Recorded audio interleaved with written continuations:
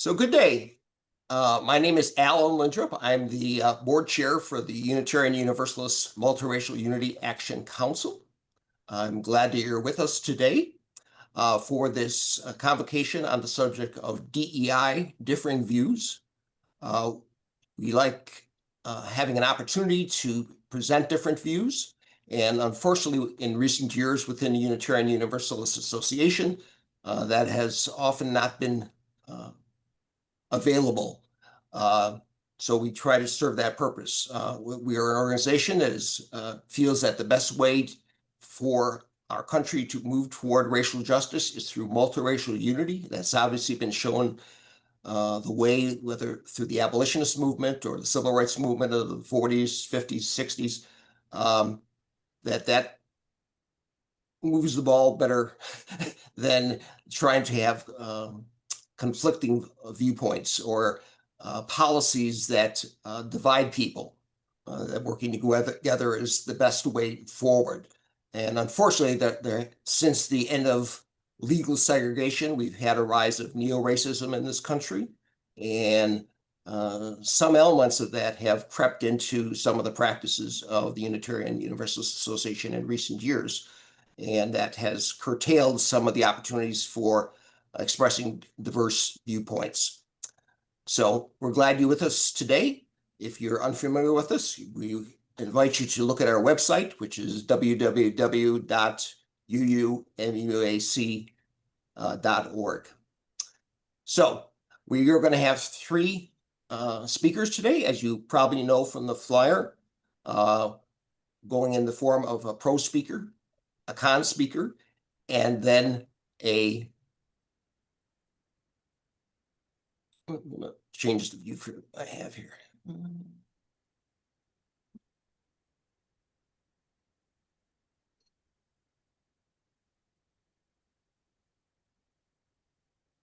And then after all three speakers have had the opportunity to speak, we will have a chance for questions, comments, etc., which you can address to either one speaker or all three speakers as you choose. So we're going to start with the pro speaker, because traditionally in a debate, you say the pros and cons of something. So the pros will go first, then the cons, and then a mixed viewpoint. So our first speaker will be Professor Alan Spector, now retired.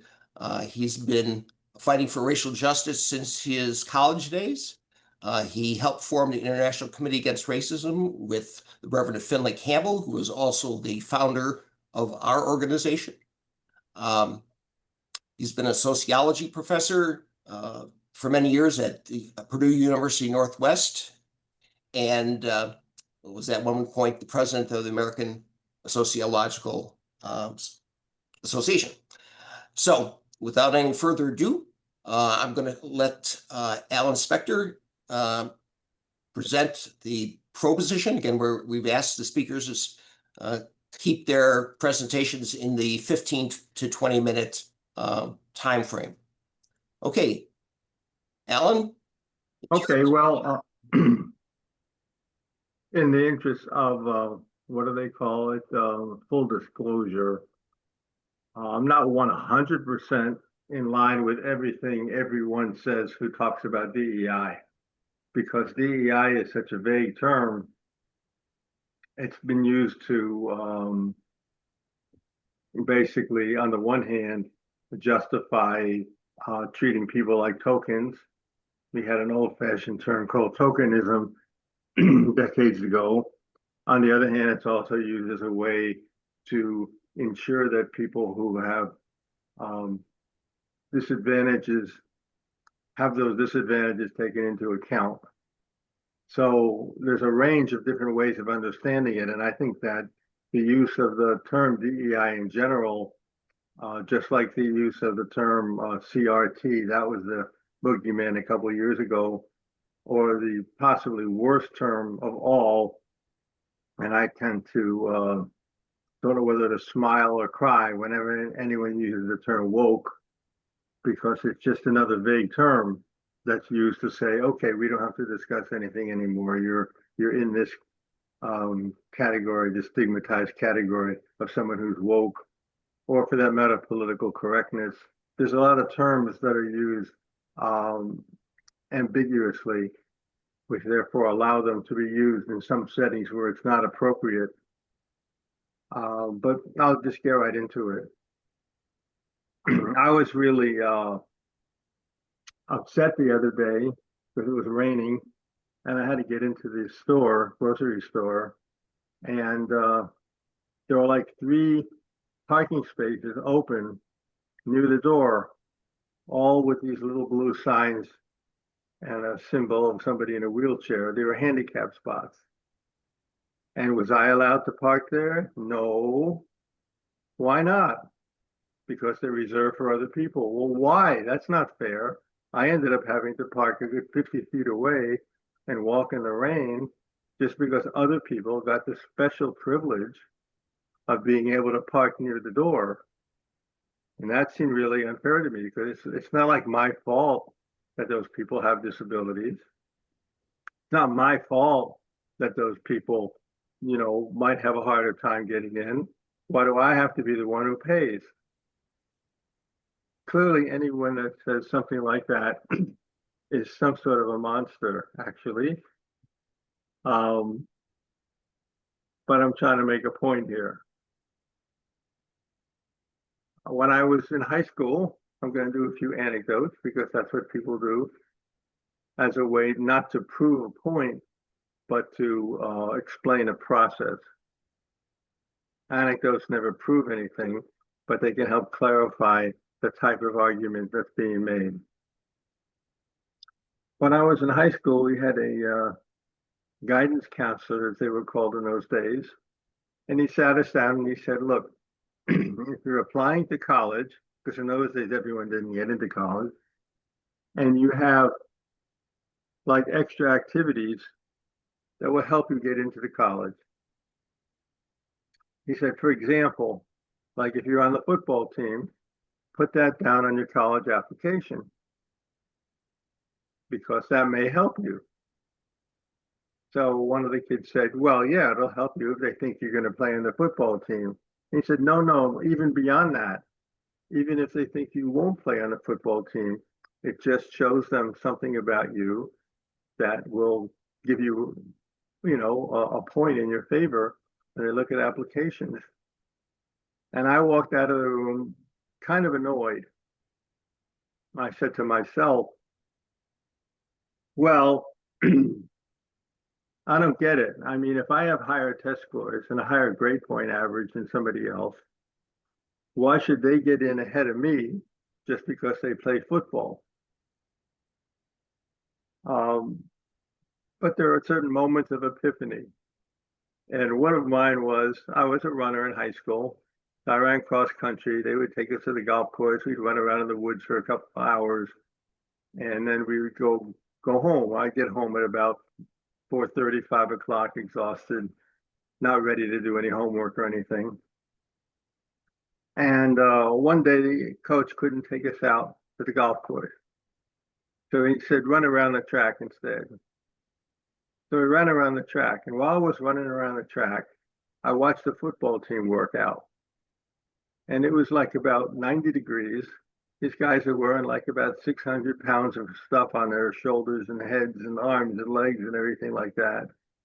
And they're running up and down the field as fast as they can, and then falling down and jumping up and doing 10 push-ups and jumping back up again and slamming their shoulders into the wall. I don't know what they were doing, but it looked absolutely exhausting. And I said to myself, if one of these guys does that and ends up with a B+ average instead of my A- average, maybe if they didn't have to do all that, they would have beat me with their grade point average. Because I have a tough enough time just running around for an hour or two in the woods. These guys must come home. They were getting home at 5:30 or 6 generally. And then they had to first sit down and do their homework after dinner. I said, if these guys can get a grade point average even with mine and test scores even with mine, they're probably stronger candidates for the future. I'll give a third example. I taught for 46 years at a primarily working class commuter university.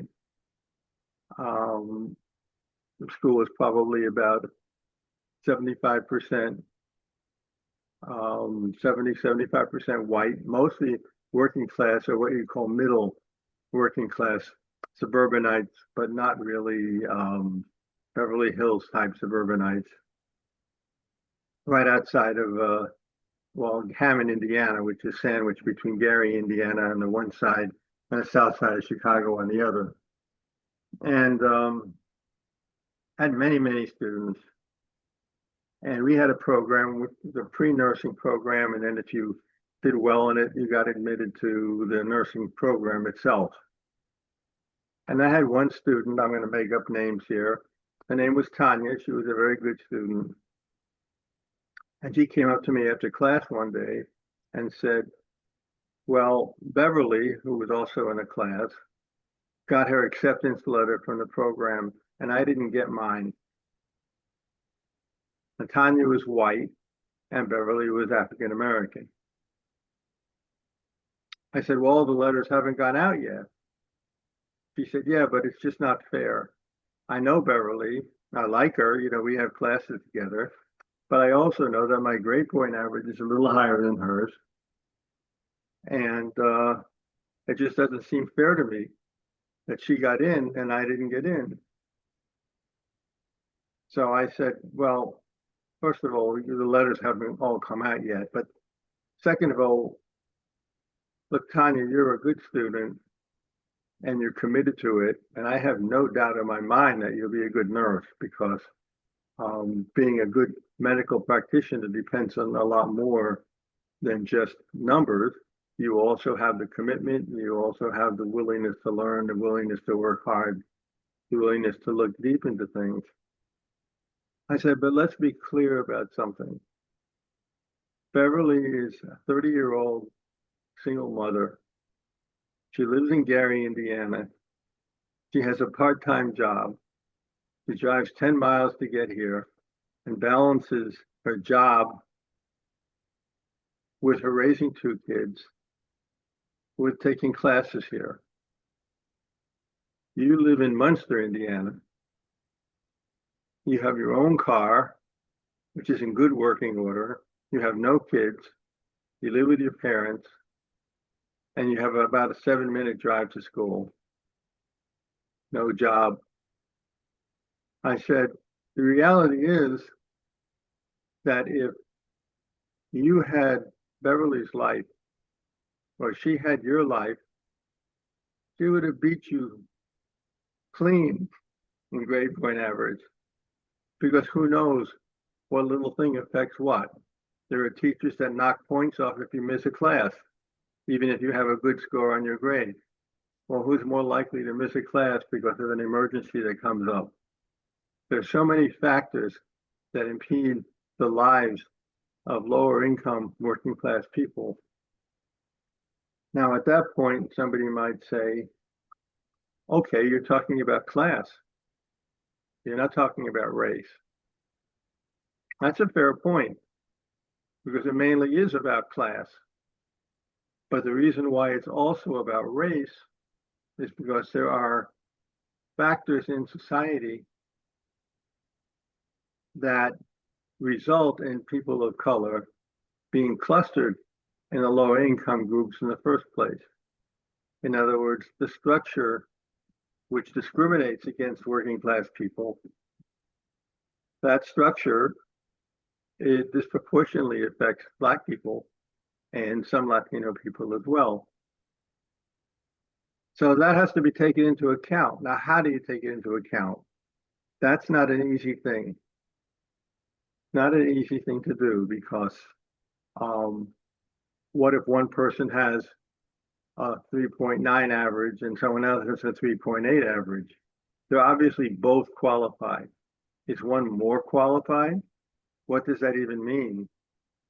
If you're required to be able to lift up a 20-pound box 10 times in a minute in order to work at an Amazon warehouse. And two people can both do that, but one of them can also lay on the ground and bench press 300 pounds, and the other one can't. Is that first one more qualified? If you're required to step over a fence 18 inches high, and two people can both do it, but one of them can also step over a fence 2 feet high, are they somehow more qualified, or are they both qualified? How do we judge these things? It's not easy. Clearly, if somebody has a 3.9 grade point average, and someone has a 1.8 grade point average, doesn't matter how much hardship that 1.8 person has, it clearly doesn't account for that huge difference. So again, it's a question of where and how you draw the line. And there are limits. There are limits to looking at this philosophically, because philosophy can help us sort out arguments in favor of things like equality, fairness, and social justice. But if you don't have data, you don't have evidence, if you don't have the ability to contextualize the reality of these numbers, what does it mean? So, yeah, I would argue that racial discrimination is not separate from class discrimination, but is in fact the sharpest form of class discrimination. It's within class discrimination, but it's a particularly concentrated aspect of that. Am I arguing that Obama's daughters or Michael Jordan's kids should have preference over some white working class kid from Iowa who works 25 hours a week at a gas station? No. That's when diversity goes wild. That's when it's being done for performative reasons. That's when it's being done for virtue signaling. That's when it's being done for somebody trying so hard to prove that they're a nice person so other people will leave them alone. But on the other, and I also know of situations where someone had one particular case. This is a wonderful family. I'm not criticizing them, but one of the parents was Hispanic, had a master's degree, and the other parent was white and had a law degree. But because they had a Hispanic last name, they found themselves eligible for various programs. And I thought that was a little odd because the family income was like $170,000 a year, and yet they were getting in ahead of it. So that's when I said I wasn't 100% in favor of the way it's being employed. But on the other hand, without keeping track of what's going on, the long-term, traditional, historically documented racial discrimination will just continue to go on, continuing to disadvantage most Black people and most Hispanic people, among others.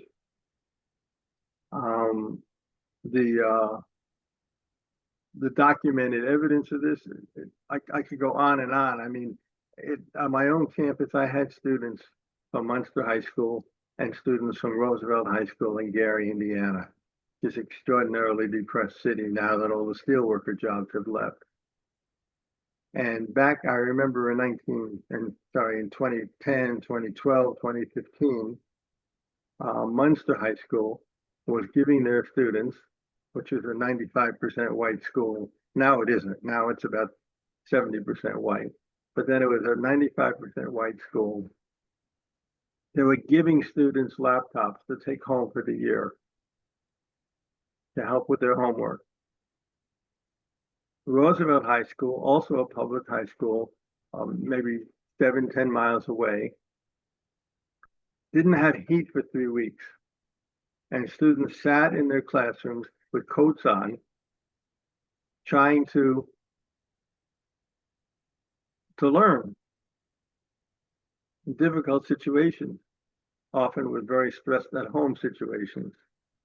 So I would argue that if a student from that situation was able to come reasonably close on some 3-hour pencil and paper test to a student from Munster, I would argue that all things equal, probably the student from Gary has a stronger potential for the future.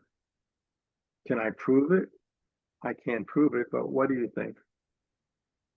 The reality is that,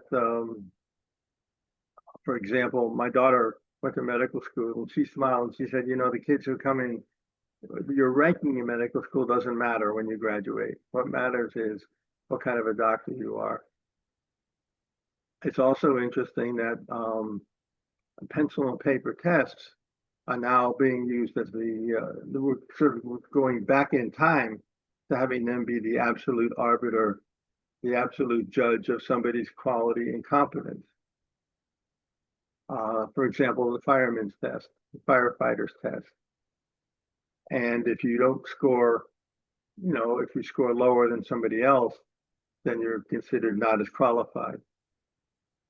Well, again, I have mixed feelings. Firefighters have to know more than just how to hold a hose and drive a truck. There's no question about it. They have to know the difference between a fire in a mattress factory, or one in a paint factory, or one in a school, or one in a house, or one on a farm. So there's definitely a lot of mental work and knowledge that's required to do that. So what if somebody isn't skilled at pencil and paper test? Alan, just be aware your time is kind of, you should be wrapping up within probably the next 2-3 minutes. Okay, thank you for the one. Why not have them come in instead and just give them an oral exam? And you might find a slightly different result. Let me get back to the last point about diversity. I actually share a lot of skepticism about the use of the term diversity. I'll be honest, because I think it's being used as treating people like spices in the stew and flowers in the garden. And that could be depersonalizing, even as it pretends to be uplifting people. There are some reasons to have diversity in the sense of you may want to ensure that your medical school class will send people to work in certain communities. So you may want to check on that. You may want to make sure that certain groups are not being discriminated against. Because the reality is that if we have different outcomes based on a race, there are only two explanations. One of them is that there is structural discrimination that still lingers in our society. And the other is there's something wrong with the people who can't succeed. That's a very harsh way of putting it. Bottom line, that's what it is. How else can we explain that the Black unemployment, the Black educational achievement is lower than that of whites? It's either because there are some problems with the structure or there's some problems with Black people. And some people don't want to say the second thing out loud, but that's what that position resolves to. So again, to recap, I think that affirmative action in a sense of taking into account someone's life history and the experiences they had, which is mainly class, but race becomes a part of that in certain areas based on housing discrimination, living in depressed areas, living near chemical plants. There's a million variations at healthcare. Taking that into account is entirely appropriate. It is in fact leveling the playing field. Diversity, when it's done in the name of tokenism, is problematic. Although in some cases, again, a basketball team with 5 Michael Jordans never would have won a championship. You do have to have a mix in some ways of people with different skills and talents. So I'll stop. I think I kind of made my case as best as I can. I didn't give you thousands of statistics because I didn't think this was the place to do that. But you're free to look any of them up to see exactly who gets what in this society. So thank you, and I'll mute myself, and we'll wait for the next person.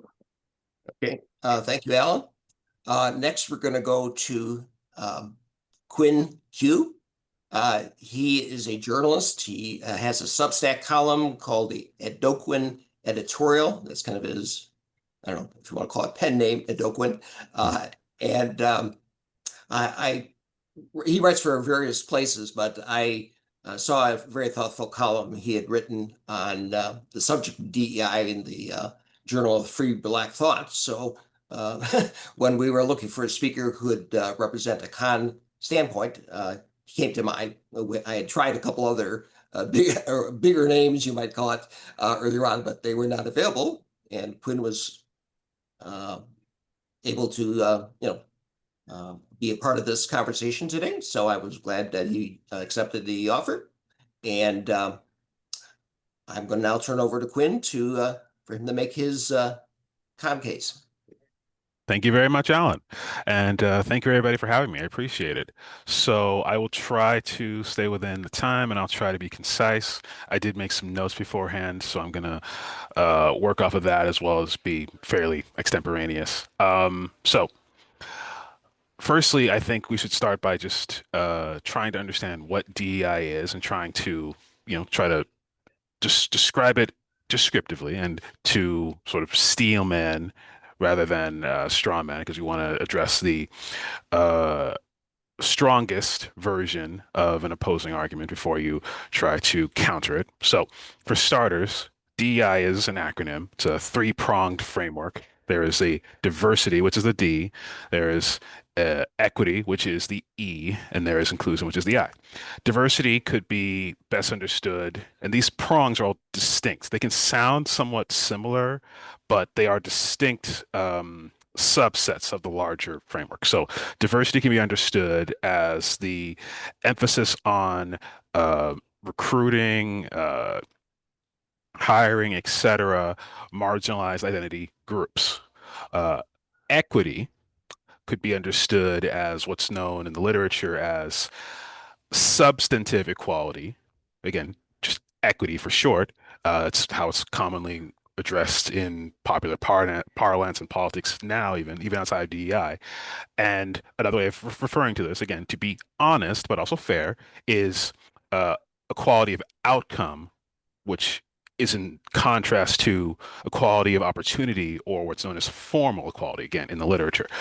Uh, Inclusion is one of the more trickier ones to sort of nail down, but it could be best understood as uh, trying to create the organizational culture and certain political concepts and language that help to make the D and the E work well in that given culture when a DEI framework has come to town, as it were. So inclusion could be about more inclusive language. It could be about more inclusive ideas. Say, people of color as opposed to colored people. The distinction there, I think, is mostly semantic, in my opinion, but notably in, I would say, the last year or so, an influencer by the name of Joey Swole got in trouble for saying it the wrong way, as in people of color, because that's seen as a bad. Sorry, he said colored people. He said colored people, which is seen as the bad way. So you're supposed to say people of color, but again, it's like you're just changing the words around. It's the same basic idea. That kind of thing is part of the inclusion aspect. And the DEI framework actually starts all the way back to the 1960s with the affirmative action movements and laws, and then building off of what became known as racial preferences, both in hiring and in academia, among other instances. There was this push for what basically started with Barack Obama's 2011 executive order on inclusion and then really turbocharged during the first Trump administration. So, in a sense, this is kind of, as kids would say, popped off in like the last decade or so, 10 years time or so, 7, 10 years. And now we are in where we are. I would say the height was probably like the latter days of the Trump administration, all the way into the racial reckoning of 2020 and into the early part of the Biden administration. And then there was some backlash, and it's been tapering off since. And now we're where we are, especially with various Trump administration policies and various cultural shifts. It seems like DEI is very much on the wane. And again, I've been in the position of speaking out, I would say as a counter or a con. My position is, I would say, nuanced, similar to Alan. So I appreciate we're all trying to be nuanced this morning and this afternoon. But my position is to address some of the problems. So problems with DEI, right? For one thing, it could be argued that DEI creates a kind of inverted caste system where it favors certain identity groups over others. The sort of common thing, again, this goes back to the similarities to affirmative action, racial preferences, even beforehand, this term that people sometimes use of reverse racism. I don't say that. I think that racism is just racism, right? You need to add that extra word there.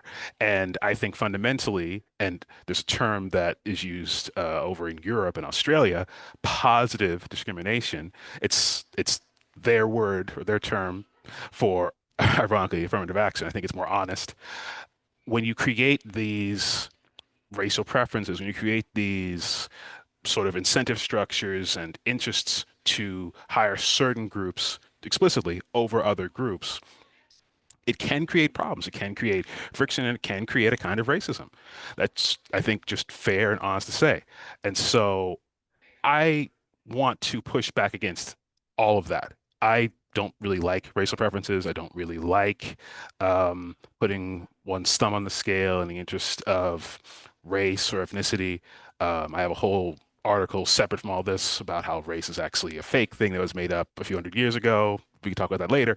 But to say the least, I don't think we should be like focusing on that. So what I have argued for and tried to popularize, including in this article that Alan found, and I'm gratefully found it, as did others. You can check it out for yourself. We can probably find links for that later. Is the MEI framework. Now, the original version of this acronym, and it's another acronym, M, as in merit. The original version of this acronym was merit, excellence, and intelligence, which I found to be flawed as it was originally articulated and enumerated, especially because those words do actually sound rather redundant, and the way that they are articulated seems rather redundant. I think merit is pretty inclusive of the other two. I think in some ways the people who came up with this idea were trying to ape what they perceived DEI to be. They were kind of going off of the straw man I talked about, as opposed to like the steel man case I think I made. And I think for me, the better way to understand MEI would be merit is the M, and merit is like selecting based off of qualifications, competence, formal equality, a formal equality principle. Treat people fairly. Everybody has a shot. We're going to reach out to all groups, regardless of what you look like, regardless of who you are, regardless of, your sex or gender, whatever. And then we're going to let the chips fall where they may, like with a fireman's test, as someone alluded to, where you could try to do the fireman's carry as well as the written exam. If you pass, you pass. If you fail, you fail. You can try again, etc. There could be accommodations for people who have, dyslexia or whatever. Okay. So my E then, what is my E? My E is economics or echelon. And this is where we could talk about class, social economic class. Thank you, Alan, for bringing that up, because I think the class factor is much more relevant. Indeed, is the thing as opposed to race or ethnicity. I think it's actually very easy to disentangle these and to recognize that class is something that holds back a lot of people, including, we'll just say it, people who are racialized as white. Again, race is fake, but people who are racialized as white, as well as people who are racialized as black and whatever else. They can be held back. Poor rednecks can be held back. There are black rednecks. I currently live in the South in Georgia. Uh, Poor Latinos, poor Asians, etc. I think we should be reaching out as much as possible to these people and trying to help them out. And I think part of what my framework does is it focuses on prioritizing people who have the M locked down, but maybe the economics is, they've been held back by like a single mother, limited resources, or like Rob Henderson, the academic author, they came from a poor background, but again, they pass all their tests, they can do the work. Let's let them in. Okay. I. This is ingenuity. This is creativity. This is being different. And again, having diversity of thought. What if like we always say, like think outside the box, right? What if you found somebody who was really creative, really unique, really different, and you again they had the M locked down. Maybe there was or wasn't some economic thing holding them back, but you just knew like if I need a tie break between Tiana and Beverly, the tie breaks would be like, hey, who thinks more differently? Who thinks more creatively? Who can really bring more to my organization, my school, my business, whatever? Okay, that's ingenuity. Um, my framework, again, I think addresses the class barriers and does so in a way that can benefit more people and will engender far less, potentially, I dare say zero, but certainly far less um, issues of racism, reverse or otherwise, bigotry, positive discrimination, etc. We're helping people we want to help. We're helping people we all, I think, would agree need the help, which is people who have the qualifications, but for whatever reason have been held back, who think differently. And maybe, by the way, I believe there's a real thing we could call intellectual bigotry. I think sometimes people are discriminated against for what they think. We've been talking about this in the back channel before we got this convocation started. And I think like if ingenuity was something that we actually prioritized in a favorable light as opposed to a negative light, that would be a better thing for all kinds of groups, whether it be a school or a workplace. So again, I think it benefits a lot of people in that regard. There's no dignity trade-off, right? We keep the meritocratic ideas. We keep the standards high. We don't imply that you need to lower standards because we need to meet these quotas, which, let's be honest, sometimes there are DEI or affirmative action quotas. There would be no quotas per se with MEI. There would simply be set asides, let's say on the economic side, similar to having like grants and scholarships. And I think, again, a lot of that works for most people. We need to address root causes. One of the biggest root causes, and to address what I was talking about earlier, one of the biggest root causes that I think isn't addressed enough is a cultural factor. In the same way there could be intellectual or ideological bigotry, there could also be like maladaptive cultural aspects that hold people back. If something works, it just works. It doesn't matter what you look like. It doesn't matter, again, what your gender, your sex, whatever. The works works. If you're a good fireman, if you know how to carry, a sack of potatoes as an example of a place order for a person, or a hose, or to fill out the paperwork, or be an EMT, that doesn't require you to come from the Bronx or Georgia or where I'm originally from, Los Angeles, California. And it doesn't mean, by the way, that there's like a white way of knowing or a black way of knowing. There's just a way of being a fireman. And I think fundamentally sometimes we overemphasize, again, ethnicity, race, whatever you want to call it, and these ideas of like, well, that's my culture. Well, if your culture is not conducive to working in this organization or going to this school, there's other schools, other organizations you go to, firstly. But secondly, like maybe there's a reason you should be considering like, maybe there's something about my culture that might be maladaptive. Just putting it out there. So keeping those things in mind, being honest about those things, and building again real diversity, economic diversity for diversity of thought, whilst keeping the merit there and appreciating the fact that we want formal equality with fair standards. I think this could work. I think this could create broader coalitions. It could help more disadvantaged Americans. Fun fact, going back to what Alan was saying as well, fundamentally, when you prioritize socioeconomic class, you actually disproportionately, his fun fact, help out the same types of groups without all of the racial animus and stigma.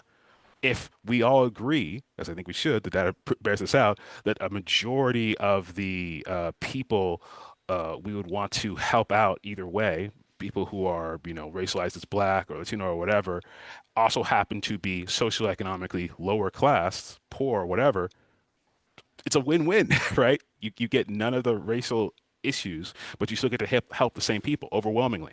And again, right, if we all agree, as Alan himself alluded to, you don't need to help out in the same way the Obama daughters. They're fine, right?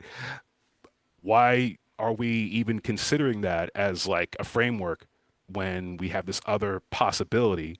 And oh, I want to sort of wind down with this important detail. One of the forgotten conflicts during, and I like had to learn this from the OGs in my own community, the Black community. One of the hidden conflicts during the civil rights era was about whether or not we would do some kind of class-based affirmative action. Barack Obama talked about that, or at least alluded to it. It's a thing that has been an idea or a possibility, but it was basically vetoed by the Black elite during the 60s and 70s. Not to do the thing that everybody else does, but because I am going to do it anyway. Martin Luther King Jr. This is a known thing. You can look this up, as well as I believe this was presidents, this FDR into Truman and other presidents talked about an economic bill of rights. They wanted affirmative action based on class. They were open to it based on race too, but they wanted it based on class. Didn't happen. Again, there are reasons for that. I think the Black elite bears a lot of stigma and shame on that regard because they wanted set-asides for their groups, the Obama type people, not literally the Obamas on it, because that was like long before they came to prominence, but like people like them knew that if it was based on class and not race, oh snap, like the Cosbys, sort of hypothetically, sort of like archetypally the Cosbys wouldn't benefit. And we can't have that. Like I want my daughters to get a like little thumb on the scale to go to high school, the little Huxtables. And it's just like, well, if they don't need it though, like why are we giving it to them? Give it to the poor rednecks, white, black, A's and whatever. Give it to Rob Henderson coming from a foster family. Give it to people who really need it, regardless of what they look like. And that's basically my position. Don't do MEI, don't do DEI, please do MEI. And hopefully by focusing on these core things, on merit, on economics, and on ingenuity, we can end up with a better framework that works for more people. And I think that's my time.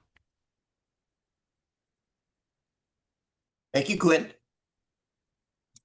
And you did well on time too.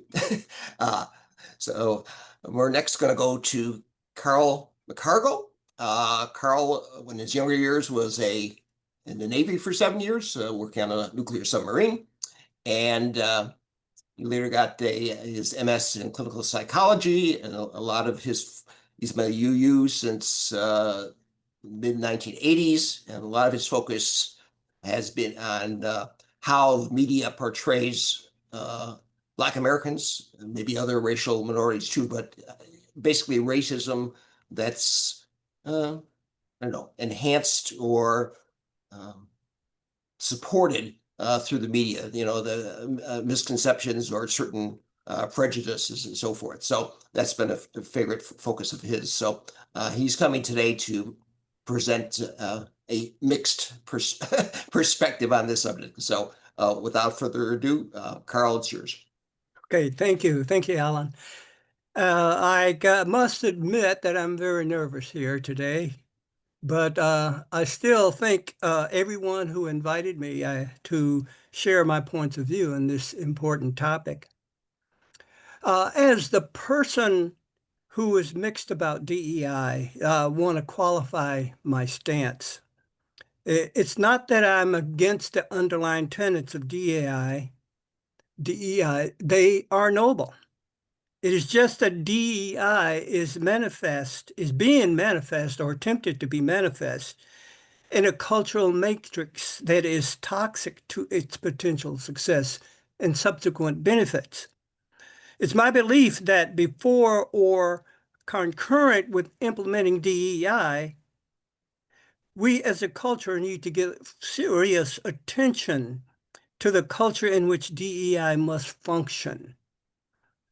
Our society has been functioning at a rising level of contention for several decades now and more. As a result of this dysfunction, it is very easy for DEI to be seen and interpreted, in my opinion, as a zero-sum game. Okay, what that says is you take from me to give to them. Therefore, the zero sum looked like. And here I'm merely talking about the perception of DEI, not its actual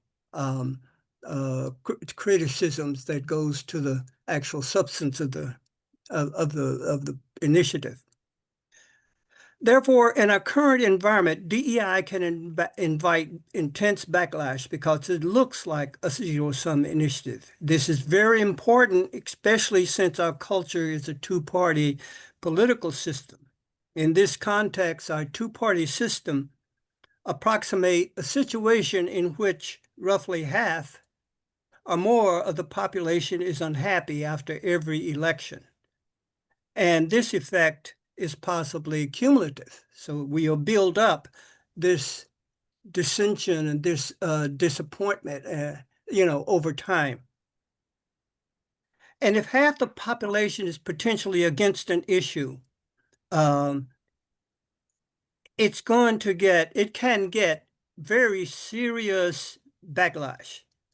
One can expect a tremendous amount of resistance to DEI.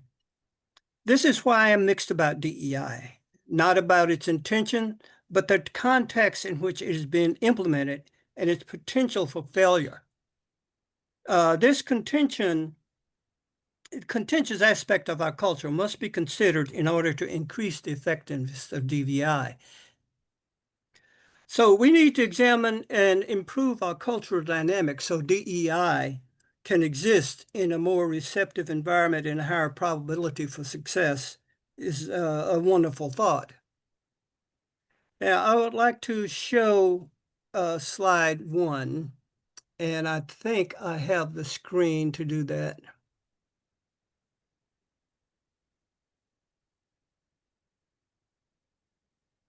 Okay, now let's see, where's that button?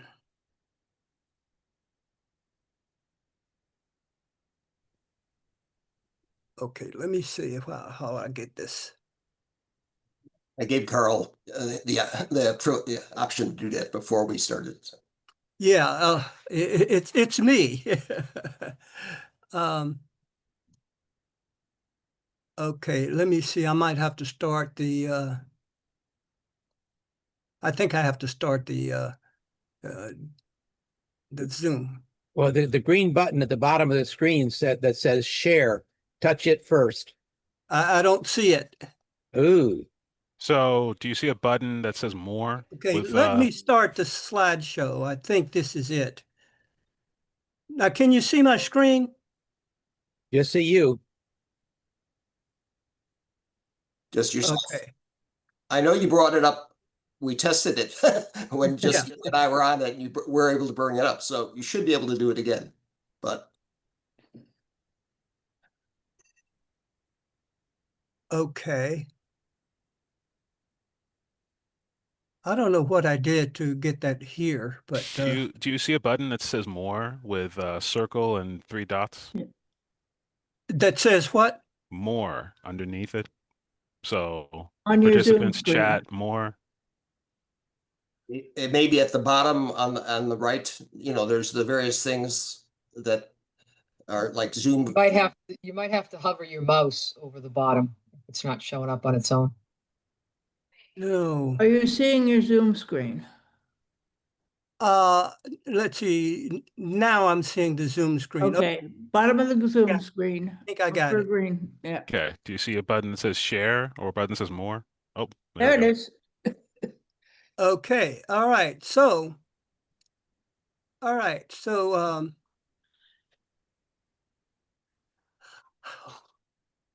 I look at DEI as like any other social justice issue. And that's how do we create the environment for it? And what I say in this slide is ultimately reparation is a change in our national consciousness. A new way to view our interrelations with each and everyone in our society, a new way to see our world. We must gain the ability or the humanity to respect everyone for who they are, not who we think they're supposed to be. Repair must become a new way of life, not just a single successful social justice initiative. Okay, so basically, that's my point of view on what our social matrix needs. We need a level of consciousness in our society that transcends DEI, transcends MEI, transcends what we call racism, transcends what we call classism. So basically, it entails us to look more for how do we change our way of life in the society. It's based on competition. I used to use the concept, the number one concept, because we were always about winning. And we were preoccupied with winning. And I think it's more to life than just winning. Okay, so we know why DEI was implemented. The turmoil and upheaval of the 60s and 70s, 50s through 60s and 70s was a valid response to the underlying injustices of those years. When President Lyndon Johnson informed this nation of these cultural disturbances, he did so not in the context of DEI, but in the general sense of our nation's humanitarian health. Here are the words he spoke in his address to the nation in 1967.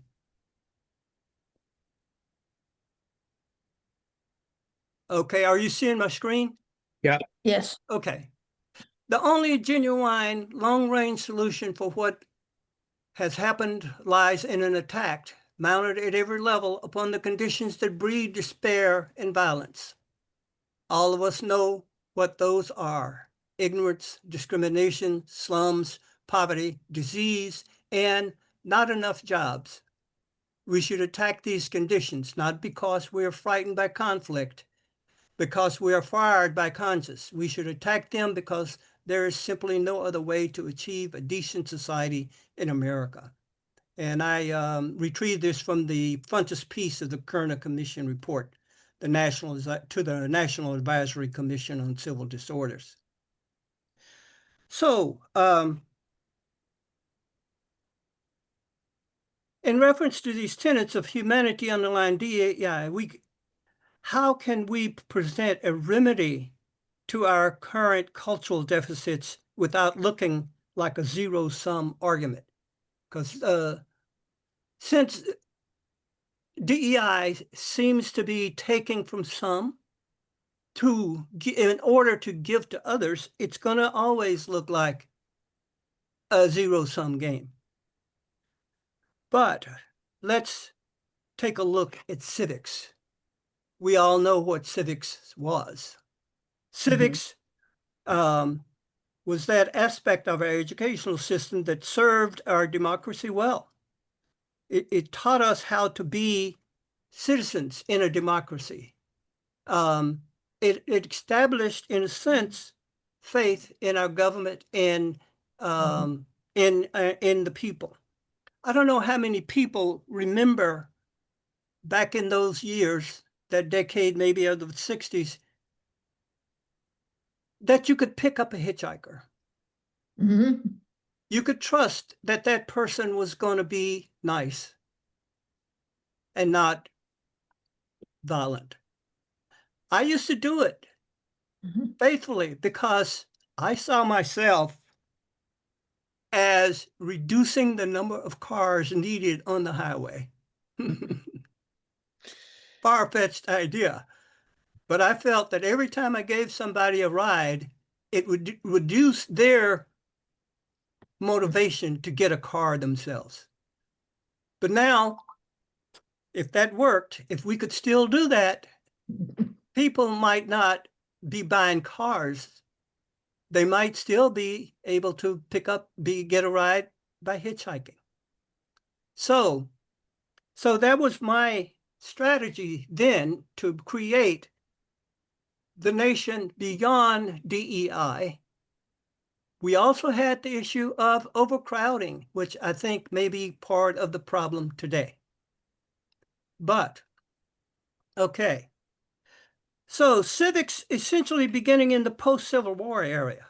In the beginning, right after the Civil War, let's say, there was initiatives to what do you call it? Increased opportunities for veterans from the Civil War. And throughout the history, all up until, today, there was a military support for toward the job the military did. And that's one of the things that struck me, is that we had the humanity way back then to see that some people needed a hand up. Not a handout, but a hand up. So, but we can see what happened to America when civics was removed, and that started in the 60s. That started in the 60s when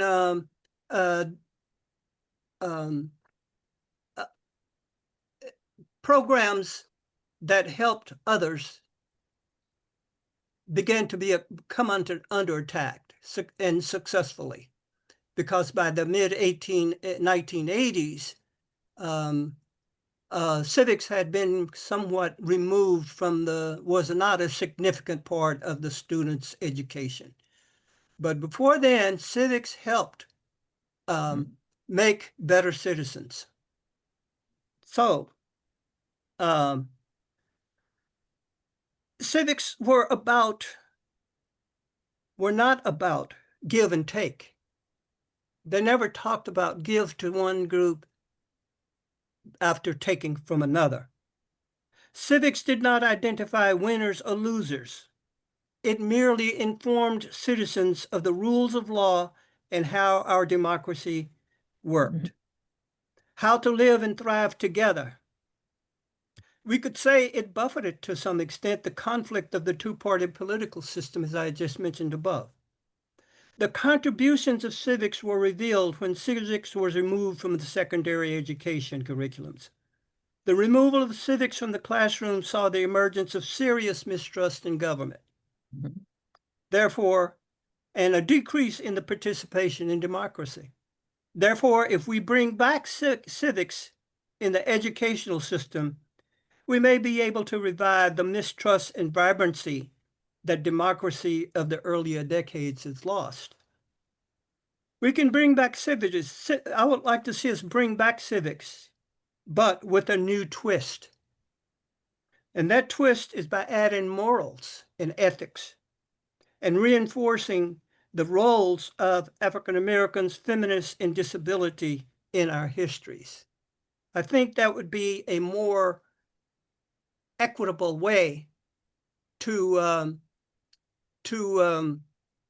present the differences, not as a special handout, but that they contributed. They contribute.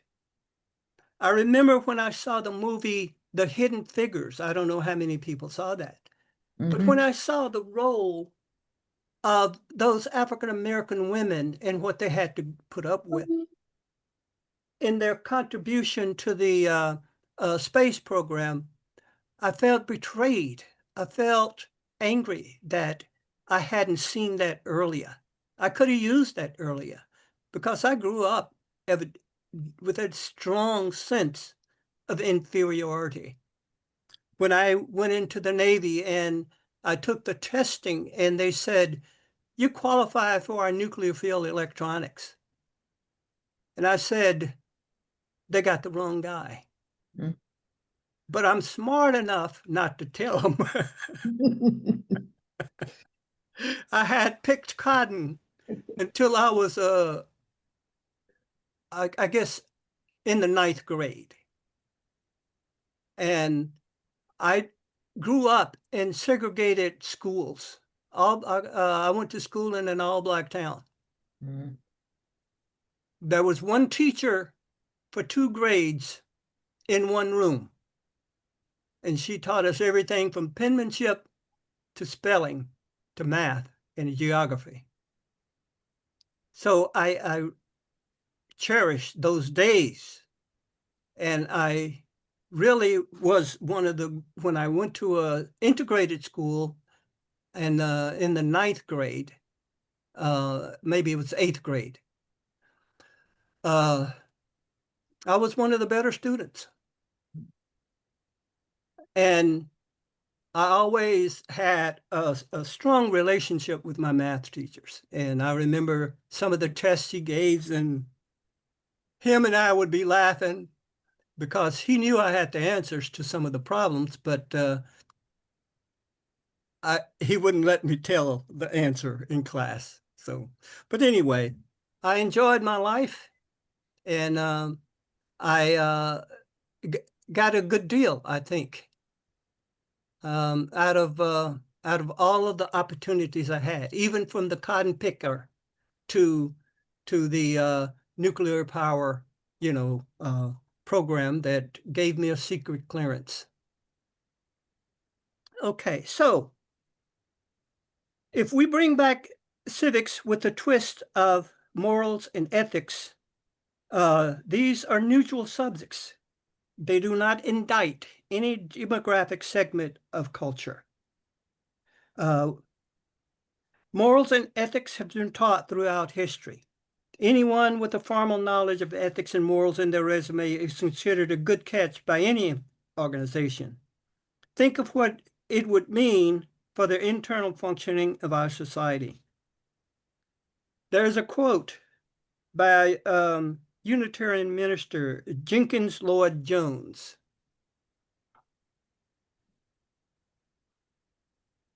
And I don't think I have that quote up.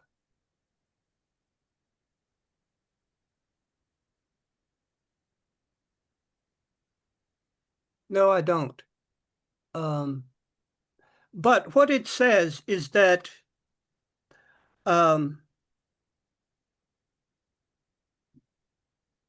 he wrote the book, Love for the Battle-Torn Peoples, published in 1916. And he says this: nations do not die from invasion. They die from internal rottenness. That statement was attributed to Abraham Lincoln, but they finally caught it and took it off of the web searches.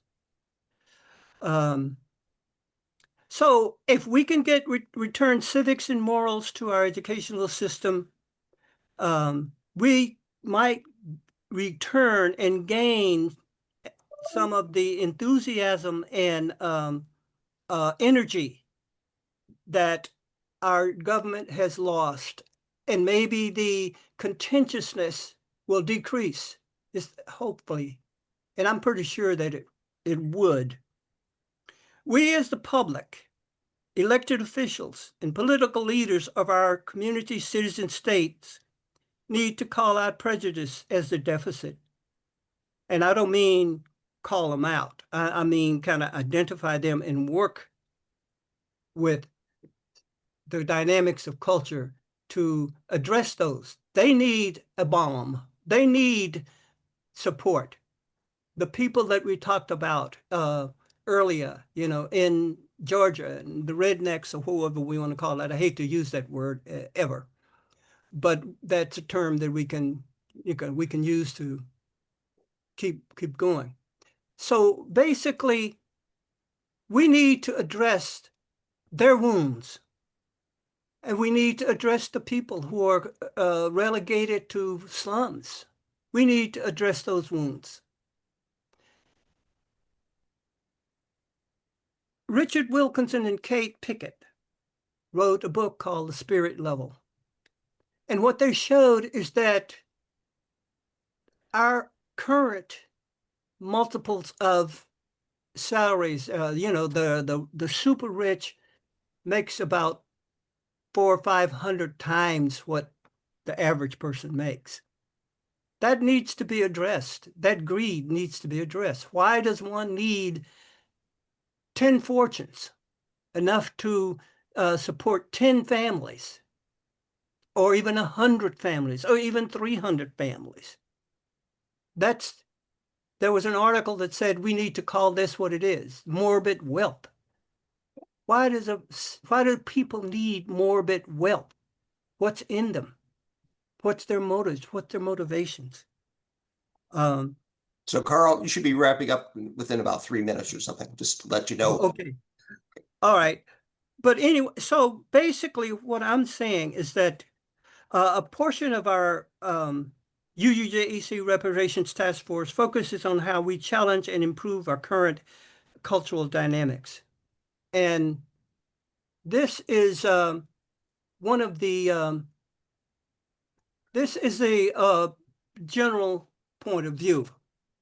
And we have these 4 voices that we call on. Reverend Dr. Martin Luther King, you can't legislate morality. You have to win hearts first. And I feel that if we won the hearts of America, no program would be contested.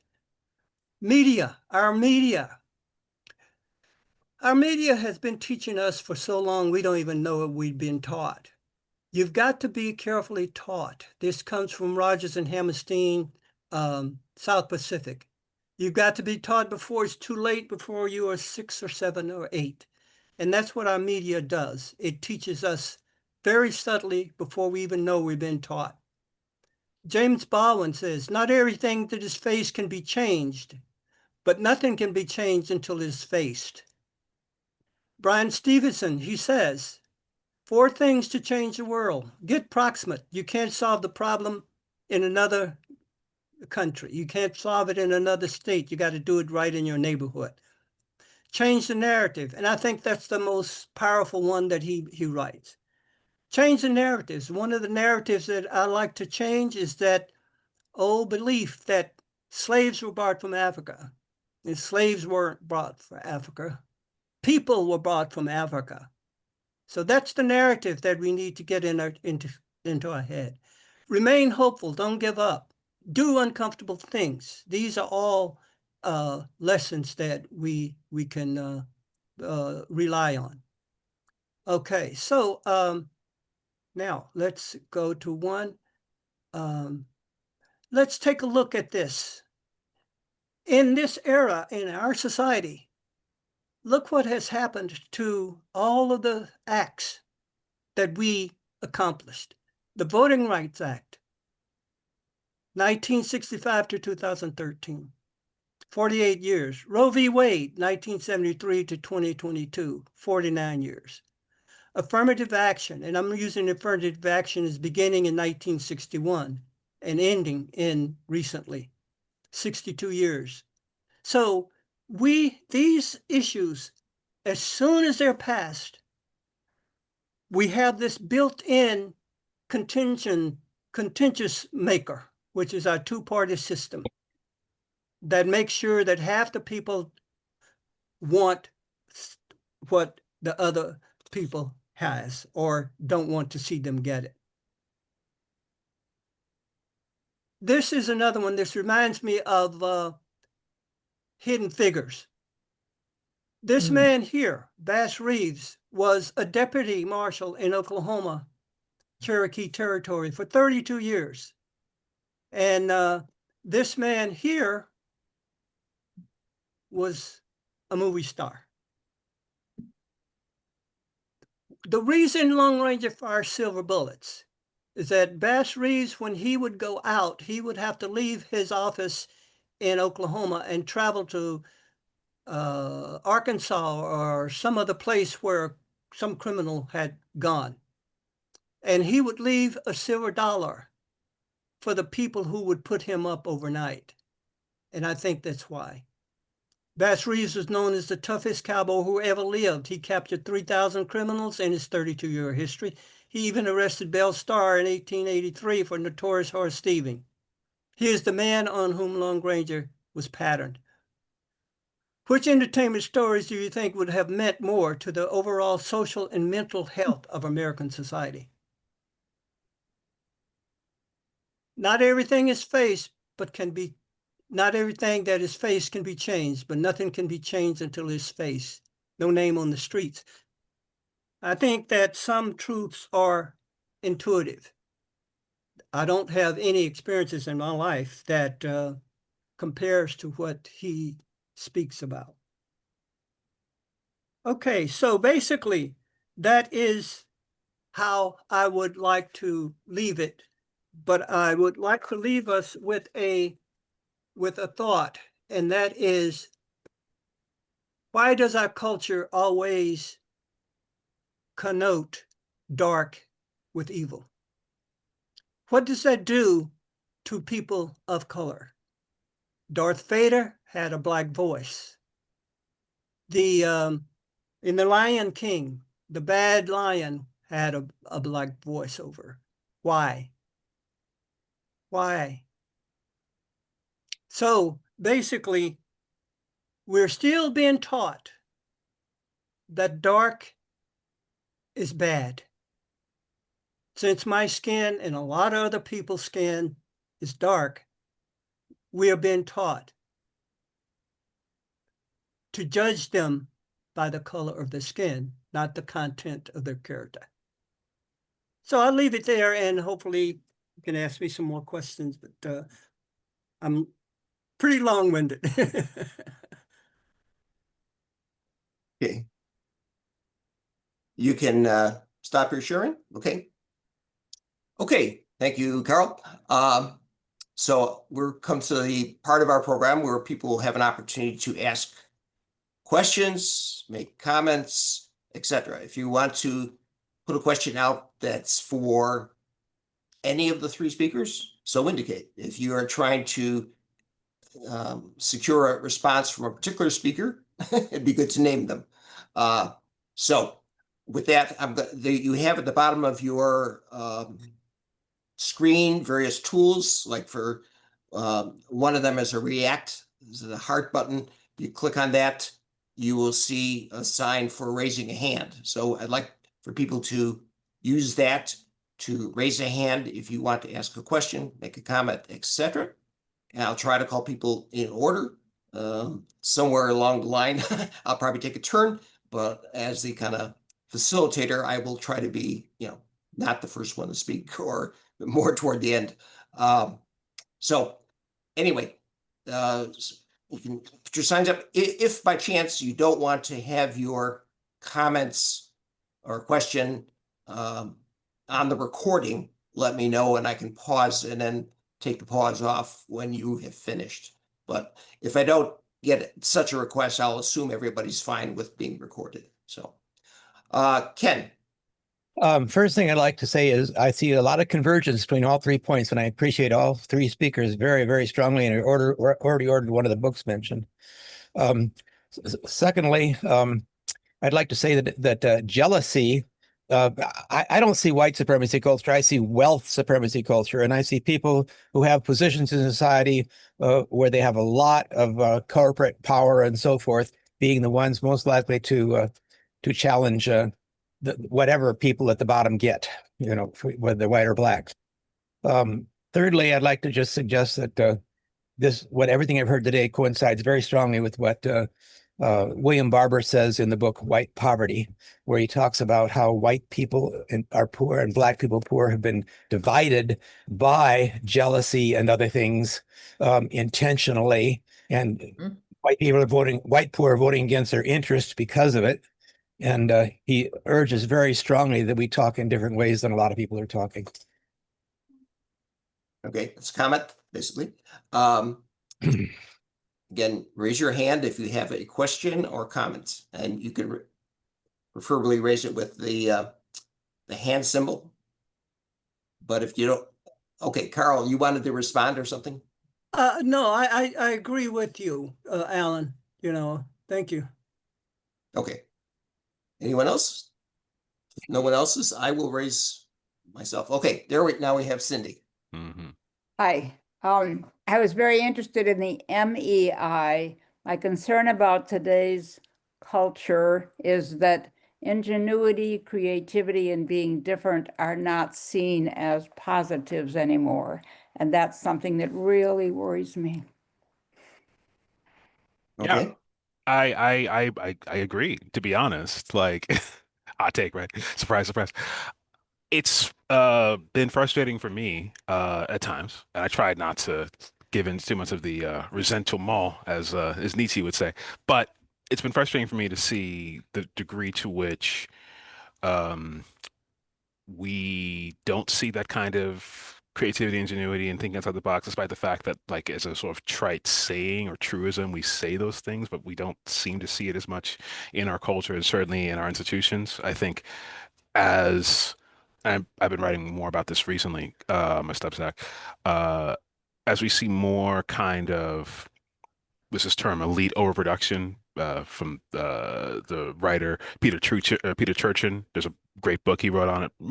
Multiple books technically touching on it, but in particular, his most recent or second most recent, End Times, is very useful for understanding. Like, we seem to be creating a lot of credentialism and clientism and even nepotism, where we have all of these elites, they're called now, who are the scions of wealth and power and this and that, go to various, prestigious schools, but they may or may not actually, hot take, be as up to snuff or certainly as like intellectually diverse as we might want from people in those positions.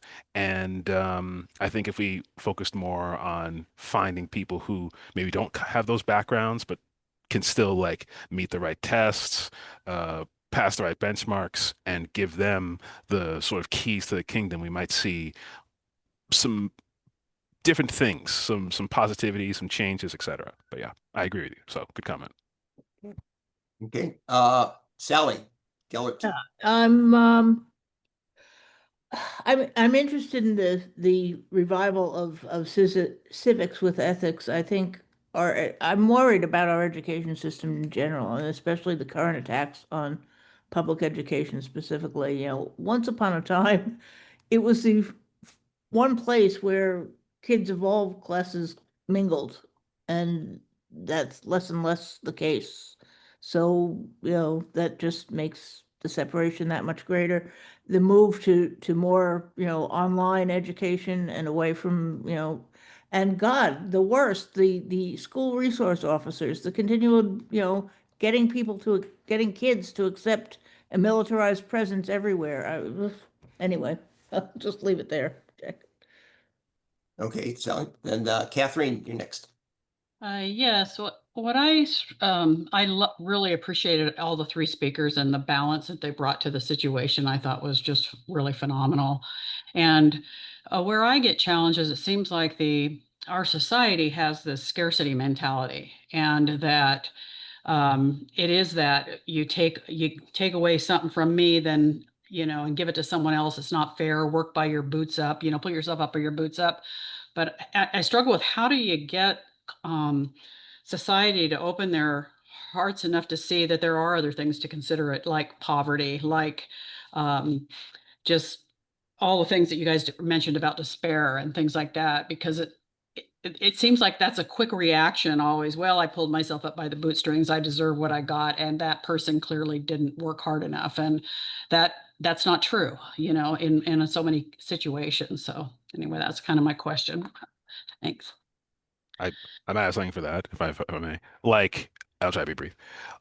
I think there's another interesting book out, and this one I'm going to give a bit of a more tepid endorsement of, but Abundance, by Ezra Klein, who I'm not a fan of, but leave that aside, as well as Derek Thompson, who I actually do have more positive feelings toward, and it talks about the idea of we need more of this abundance mindset and abundance policy, the idea that we should be focusing on a politics of more, of having more stuff, of making more stuff, of there being more potential out there, as opposed to a politics of scarcity. So speaking to your point, and I think yeah, this zero sum thing, which I believe it was Carl talked about as well, it's not great.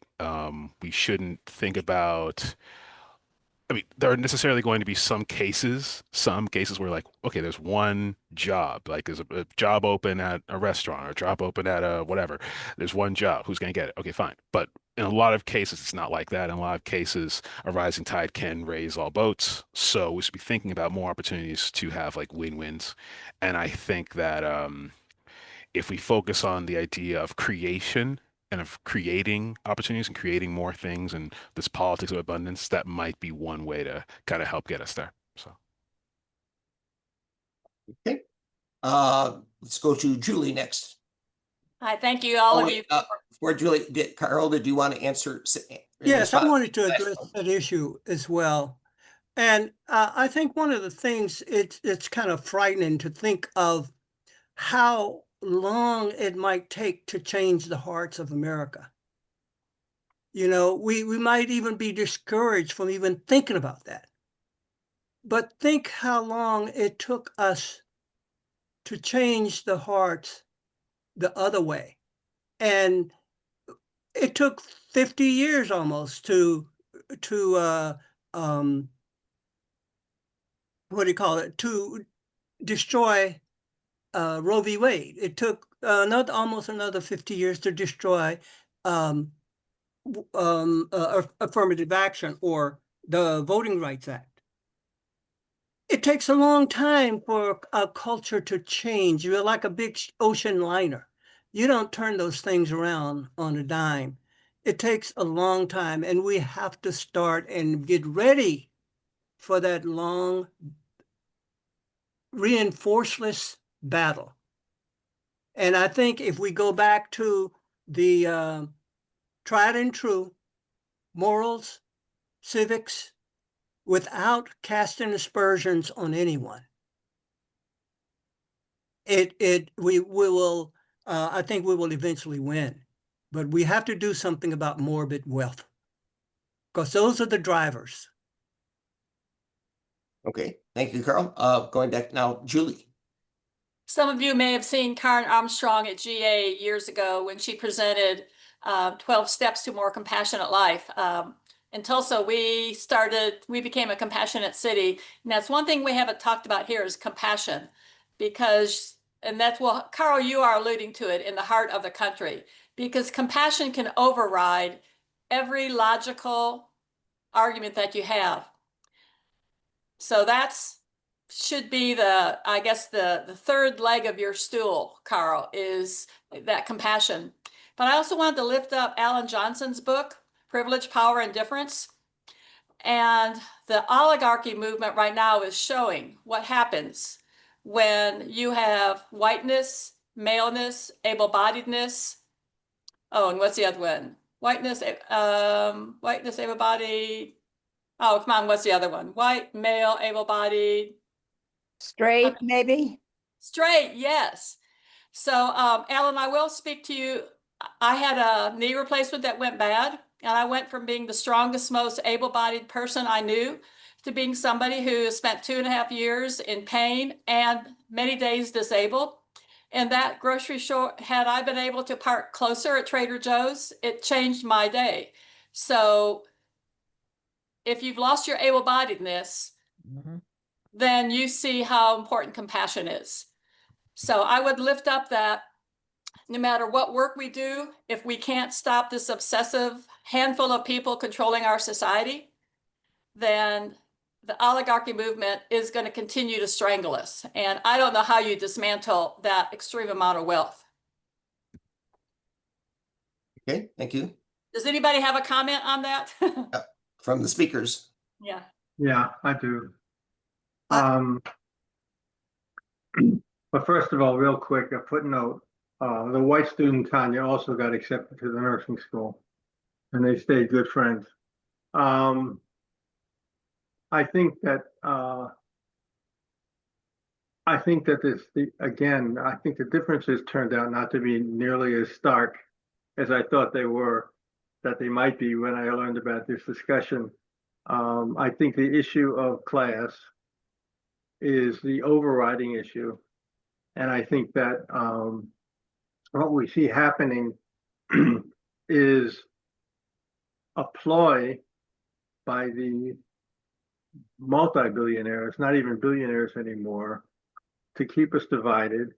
And the irony is that the so-called Black elite that Quinn has so much disdain for, and which I share, when I work with Finley Campbell, I watched him get fired from his job at University of Wisconsin because he was a strong anti-racist organizer. And the way they fired him, his special field was American literature. They created a tenure committee that consisted only of Black people, a Black meteorologist, a Black saxophone player in the music department. In other words, they used the issue of Blackness to fire the white racist that ran the university, used the issue of Blackness to bring in a Black elite to discriminate against a Black man. And I think that if we don't confront the issue of economic power, specifically, I'll name the demon. It's called capitalism. If we don't confront that head on and understand that the structures of capitalism they create a zero sum in terms of class, which then gets distorted into a zero sum in terms of race, so that we end up fighting among ourselves and divided among ourselves. I think that the parameters of a discussion like this, I think most of us probably do agree that the use of race as a tokenist way to keep people divided is awful. Telling some white Polish kid that he's responsible for slavery when his grandpa came over from Poland 60 years ago is bizarre. And in fact, it creates more racism. You don't blame white people as a group. But I think the other edge of that is we do have to acknowledge that there is still racism built into the institutions and structure. And if we don't pay special attention to it, in medicine, it's called triage, right? In triage, if you come upon a train wreck and somebody's bleeding from an artery and someone has a hangnail, you go for the person bleeding. You don't let the person with the hangnail say, well, what about me? I got rights too. Well, yeah, you do, but come on, let's get real here.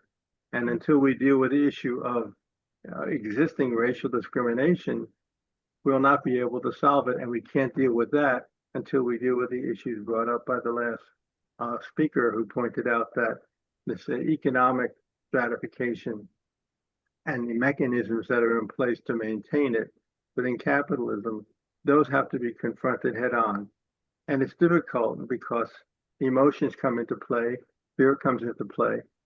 And I think that with all due respect to teaching more unity in classes, and I think that's important, what I saw teaching at Purdue University Northwest was that over 45 years, the gap in hostility or negativity between Black and white students greatly dissipated. And it didn't dissipate because wonderful teachers like me taught racial unity, etc. It dissipated because the students had contact with each other. They played Frisbee with each other. They studied together with each other. They growled about a miserable history teacher they didn't like. They were proximate. And I think that unity is really what's important, and that goes a long way. That's why the fight against segregation is so important, and why, again, these identity politics elitists push more segregation in ways that actually will intensify racism against Black people. So I think that's one of the unique things that Finley Campbell brought to the theory, the understanding that racism against Black people hurts white people, and separatism supposedly supporting Black people, in fact, hurts Black people. So I went on too long, but I wanted to affirm the idea that if we don't deal with the structures of power, of oligarchy, of capitalism in some way, we'll be forced to play the zero-sum game. And that's just, gladiators killing each other in ancient Rome. It's a society devolving back into barbarism. And we see more of that happening, and we have to oppose that on the individual level as well as on the theoretical level by building relationships and by standing firm against any attempt to divide us. That's all. I want to jump in here real quick, and hopefully I'm not buffering too badly. I saw my screen was going a little bit in and out. I always try to think about this in terms of economic models, right, and economic systems, because there's a big three. There's capitalism, socialism, and communism. And those are the big economic systems. There's others, but they're niche and basically don't work. then there's economic models. Our country could be described as having a Chicago-style neoliberal economic model. If people have issues with economic models, that's fine. There's some people in Germany who don't like, Rhine capitalism. Some people in Japan who don't like, Japan Inc., which these are terms from models. But if someone says, and again, definitions matter, if someone says they don't like capitalism, I'm just going to give definitions from Merriam-Webster. The economic system characterized by private ownership and corporate ownership, private being like people like me, right? Individuals, of capital goods, investments, etc., prices, production, markets.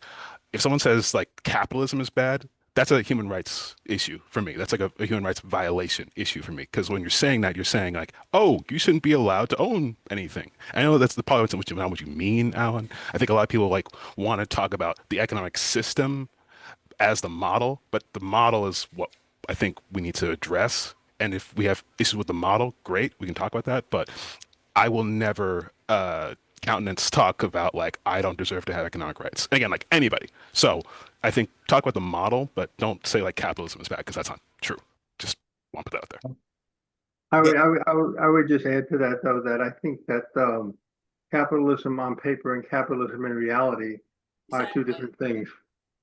And capitalism in reality becomes a monopoly game that necessitates musical chairs, some people falling away. I don't want to get into a thing where this becomes a whole different debate, but again, like we can just talk about the model, and I think the model is what you really mean, because if you say like capitalism is bad, what you're saying is like I shouldn't have economic rights, and that becomes a whole thing of like, oh, okay, then what? Socialism, communism, I don't have rights. Like again, we'll talk about the model, but don't say capitalism is bad. It's not true. It's not what you mean. Okay. Again, I'm trying to steal mine you. So Okay, I'm going to go on to Dick. Let him get his question or comment in next. Yeah, I agree with lots of things that are said here, but issue of politics of abundance was brought up, Ezra Klein and whatnot, and we got this morbid wealth and all these economic issues. And I've been studying world history in the deep sense, long-term sense, and looking at. Seems to me, from although I've been saying, is that our civilization is reaching its limits to growth. That's economic growth, among other kinds of things. Just look at the environment. What's happening to the environment is no accident. What's happening to our resources are gradually being depleted. Even what's fueling us now, fossil fuels, the cheapest stuff that's fueled most of this growth is used up now. And so I think a lot of the inflation that's happening right now is because we're reaching our limits to growth. We're used to growth. And I think our system has been counting on growth to sort of paper over our differences.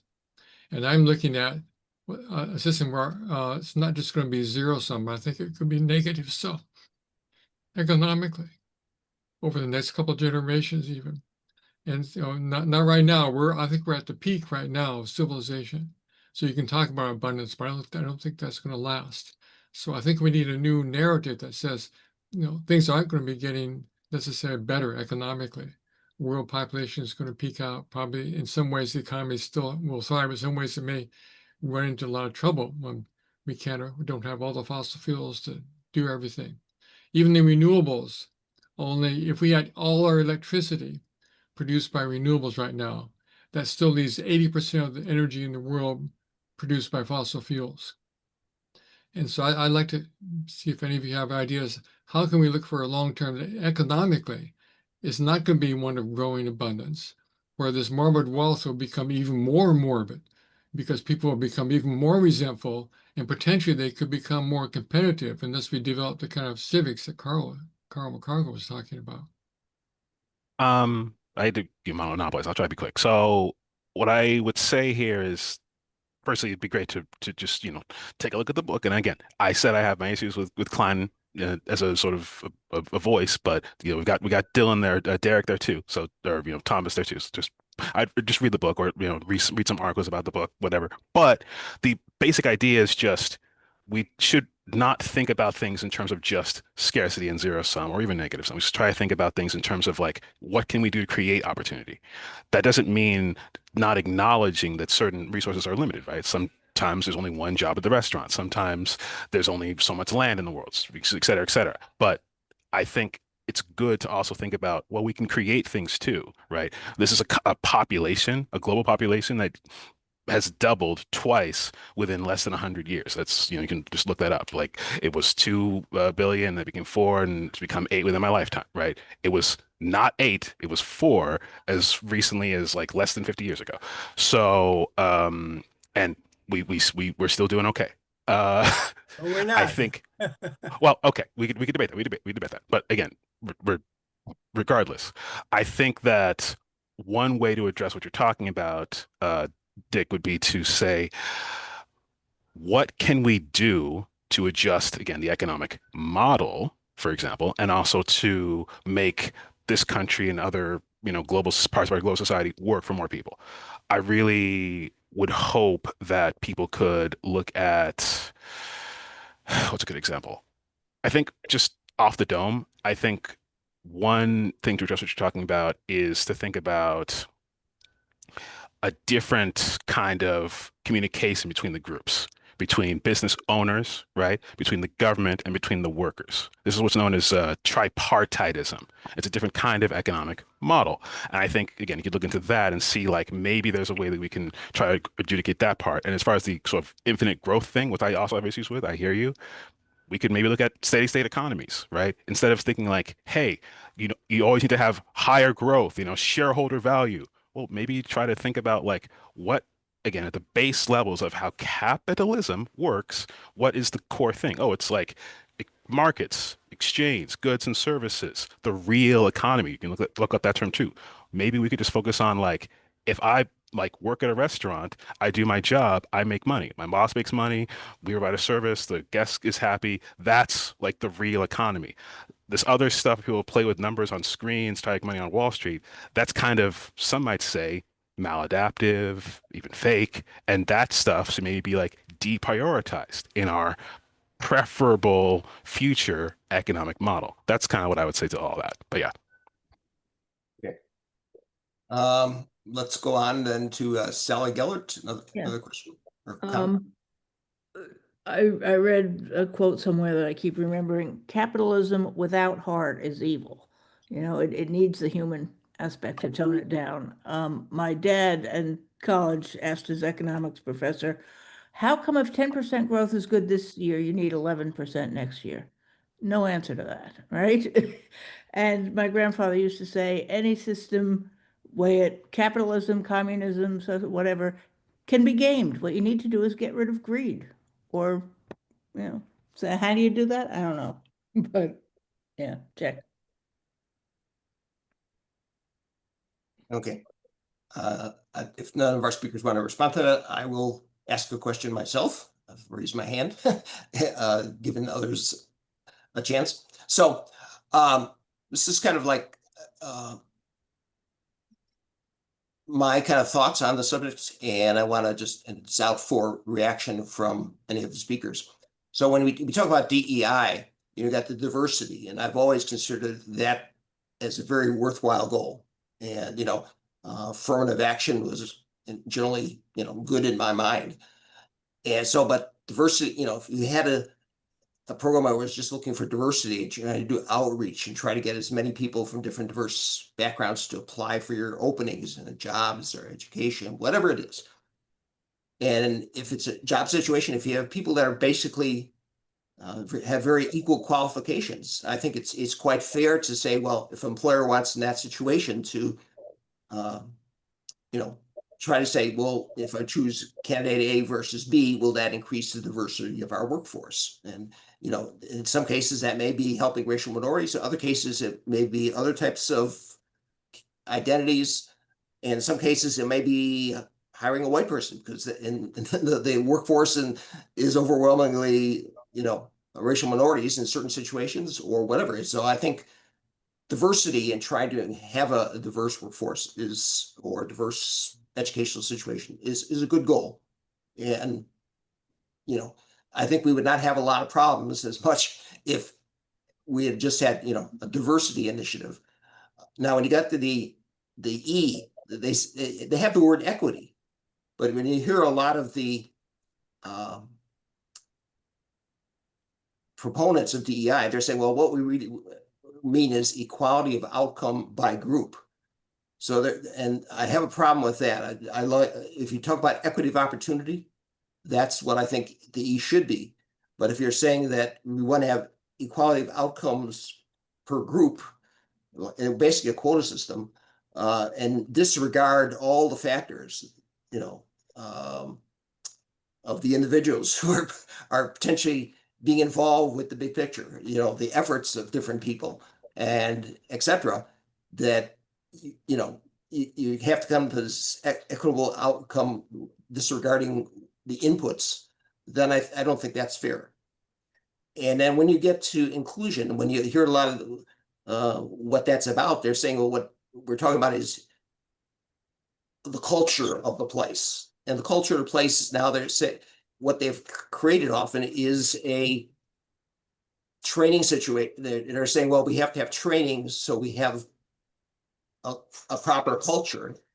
And that has been very contentious because often the trainings have been based on critical race theory. They often are, you know, using concepts that, you know, there are oppressors and the oppressed and so forth. And this is causing a lot of tension. And I think that is very harmful for the whole effort to have a diverse workforce when you have a training component that, you know, is really putting out concepts that are actually divisive of racial solidarity and worker solidarity or solidarity of all kind of other people. So I think that's where a lot of the problem is. A lot of the backlash has been created with DEI. So I think, you know, if you had just the great goal of diversity and equal opportunities, that would be great. But I think there's been problems with the way this has been structured. So anyway, that's my kind of thinking on this. I kind of put that out for any of the speakers today to comment on. Yeah, you know, I interact with hundreds of sociologists, and quite a number of them who consider themselves anti-racist would agree with your last statement. They say, again, getting back to what I said earlier and what Finley Campbell used to say, is that the white corporate structure often will employ alleged spokespeople for the Black population or guilt-ridden white people so that they can maintain the fiction that they are doing something about racism in society. Racism is not just racist ideas, it's racist practices. Capitalism isn't just capitalist ideas, it's a system. And for example, Coca-Cola, which is one of the main sponsors of a lot of these sessions where someone comes in and harangues white people at a corporation about how bad they are, Coca-Cola itself is involved in so much racist exploitation of Black people and of sugarcane workers in Latin America. And this provides a cover for them to be able to say that, look at us, see, we're doing all this symbolic stuff. It's performative. And it's, in that sense, I think it's very damaging. The one thing I would ask, though, is that on a micro level, on a short level, of striving for equality in numbers, equality in outcome, I can understand Alan's point. But on a societal level, we have to ask ourselves, if there is not equality in outcome of different racial ethnic groups, why not? In other words, that we should strive for equality of outcome for all different racial ethnic groups. Because if we don't have that, then the only reason we could not be having that is because there is still structural racism in society. But mechanical ways of dealing with it, again, in my experiences with Finley and with others, is that hiring tokens. And this is also true with respect to women, and it's even true to some degree with respect to gays, where people have been appointed to positions and then they've turned against the constituency that they allegedly were symbolically representing because they really were working at the behest of the structures of power in the institution that they worked under. I have no problem with that. And I think that, but I do think that discussion has been good. I think we drew out a lot of subtleties. That there was not a contentious shouting across the divide type of situation. But I would again want to underline that we cannot ignore the fact that good old-fashioned discrimination based on race is an aspect, a distinct aspect, but located within class oppression, and therefore it relates to it. And that capitalism on paper is a wonderful system. A lot of systems are wonderful. The question is whether it's built into the structures and processes of capitalism that wealth ends up being concentrated in fewer and fewer hands, whereby they then change the rules to make sure they can continue to have wealth concentrated in their hands. Because if you allow people with money to make the rules, then the rules can never be fair. And I, for one, am always appalled by how many articles in newspapers start off by talking about how much money a particular candidate has raised, as if that's the most important thing governing an election. What does that mean? There's an old saying, the best democracy money can buy. And so that pollutes and corrupts certainly a capitalism as it exists. Whether or not there's ever been communism, other than on small villages somewhere, and et cetera, whether or not socialism had successes or failures is an important question. But right now, those of us living in this country have to deal with the abuses.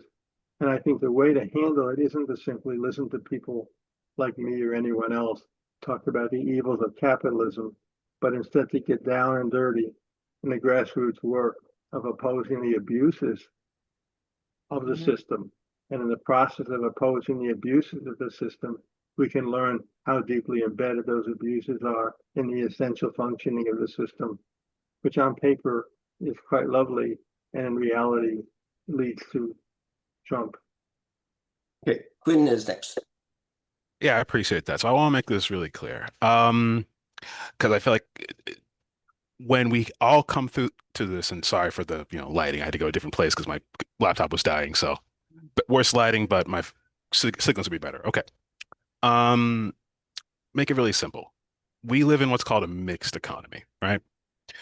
So there's aspects of capitalism, there's aspects of socialism. And by the way, I don't have any problem necessarily with that, with socialism and with like the mixture of it into the economy. Most societies are mixed economies. Again, Germany, right? It's Rhine capitalism. That's the name for the model, but it has aspects of socialism and capitalism. Same with the Scandinavian countries that call themselves socialists and that a lot of people like to hold up. Oh my God, socialism is awesome. But they have markets and allocation of resources and private ownership. And again, that's a human rights thing. There has been communism. I don't know why anyone would ever say that there hasn't. There has obviously been communism. It's happened in Russia. Well, the Soviet Union, which also became Russia. It's happened in China. It's happened in parts of Southeast Asia, Vietnam, etc. Of course it has. And we see there've been massive human rights abuses because communism is evil and it necessitates human rights abuses in part because it restricts, prevents, bans the freedom of capitalism. Now, fundamentally, again, to steelman the point, people have issues with our current economic model. They have issues with Chicago style, some say Keynesian, some say neoliberal, whatever, economics in this country. And that's fine. We should talk about the model and the problems of the model. I don't necessarily like that model. I talked about it, alternative model, like, tripartism. But when people say like, hey man, capitalism is bad, that's kind of like saying, hey man, white people are bad. I'm sorry, I'm just gonna be very blunt here, dumb. It's reductive. Capitalism isn't bad. The model that makes capitalism not work well is bad. And I understand when people have different ways of knowing and different things that they come from, they can just like think like, oh, capitalism. No, we live in a mixed economy. We have aspects of capitalism, aspects of socialism. And what we need to do is make sure that we make the current model, whatever it is, work better. That's my position. So I just have to respond to one thing. I mean, it's absolutely spurious to say that someone who says capitalism is bad is somehow equivalent to saying black people are bad. In one case, you're condemning people based on their birth. In another case, you're criticizing something based on its behavior. And I think where I and most people draw the line is criticizing or degrading someone based on characteristics that are inherent that they were born with. That's very different than criticizing something based on its behavior. But you criticize the model, sir. Maybe You have the issue with the model, not No. capitalism. It's the model. No. Again, different ways of No. knowing. You think that you're saying you think you hate capitalism, but you hate the model. You I'm don't like talking about- neoliberal Chicago style economics. That's the model we live The in. reality is, it's very different to criticize a system than to criticize people based on their DNA. That's just not an appropriate. It's an thing analogy. to say. It's an analogy, sir. Okay, Well, I know, but I'm saying. Alan, and Quinn, One we've last quick point. made China, your one last quick point. China has 750 billionaires. There are 750 billionaires in China. So when someone tells me China is a communist society, I just have to smile and say, people use words all kinds of ways, don't they? No, but That's it. it's a different model now than it was before. It's a different system now than it was before. It's I would say more like state socialist model and system than it was under, say, Mao. Mao is no longer in charge. There's a lot of different leaders since Mao. But again, people can study this and learn the history. They can read it for themselves. But yeah. Oh, actually, sorry. I wanted to address one more thing. You've mentioned this multiple times. The issue of like, why are there differences and why we should try to normalize the outcomes. We can't, because I'm not every black person. You're not every white person. Again, race is fake, but I'm not every person racialized as black and not every person racialized as white. The things that you can do, other people, even on this call, right? Maybe Alan, maybe Eric, anybody can't do. The things I can do, other people on this call, maybe Carl, maybe other people who aren't here, can't do, because we're different. I don't think you'll ever be able to normalize outcomes, because that, again, is very, just use an analogy here, communistic and not great. What you can try to do is make more things work for more people, create more opportunities. So like, if I'm good at playing, this analogy, playing guitar, and you're good at playing bass, we can both be on the band. But saying that everybody should have a slot to play bass, and if not everybody gets to play bass, then that's unfair or that's a bad outcome. I don't know about that. So I agree with that, but saying that the bass player has to live in dilapidated housing and send their kids to schools where there's no heat in the wintertime and struggle with police harassment, that's not the same. Of course, people are different, but if there are major differences between different ethnic groups, which presumably have a complexity and diversity of skills and abilities, we have to ask ourselves, why is the outcome between different race ethnic groups different? Culture. And that's just something to think about. Culture. No, the answer is culture. I can just provoke questions. No, I understand. There is an answer. The answer is culture. Like, Hey, there are this- good cultures and bad cultures, and we need to Gentlemen. focus on the good cultures. This debate could go on a long time. And I think we're rolling toward the top of the hour, and we're aiming to go between 90 minutes and 2 hours, and we're near the end of that time. So I think, unless there's another burning question from the attendees other than the speakers, we will wrap it up. Okay, I'm seeing I just have a Julie quick with a hand comment up. that if you don't know about the work Carl's doing around repairing, we have a small committee, and the work he's done is absolutely amazing. And this is the kind of groundbreaking work that's going to bring about the ability for people to be together in peace. So Carl, you should give your contact information so people can join the work you're doing, because I'd love to see his presentation move up to the UUA level. And I'd love it to see it be a national program, because it's just terrific. Yeah, Alan, do you have my contact information that you I could do. send out to the group? I do. Yeah, if I also might want to suggest if you have your program in a written form that we might include in the Mac Arrow, which is the journal we put out roughly quarterly, that would be useful too. Okay, I'll contact you after the meeting. Okay. So I think with that, I'm going to say thank you for attending. I'm thanking our speakers for their contributions, and I'm going to say this is a wrap. Dan, I appreciate everyone's comments. You, Yeah. I just looked up Quinn's Substack, so it's great. You can join it. Okay. Thank you all. Bye. Real diversity of viewpoints here. Yeah. Very valuable. Thank you So- so much. Bye now.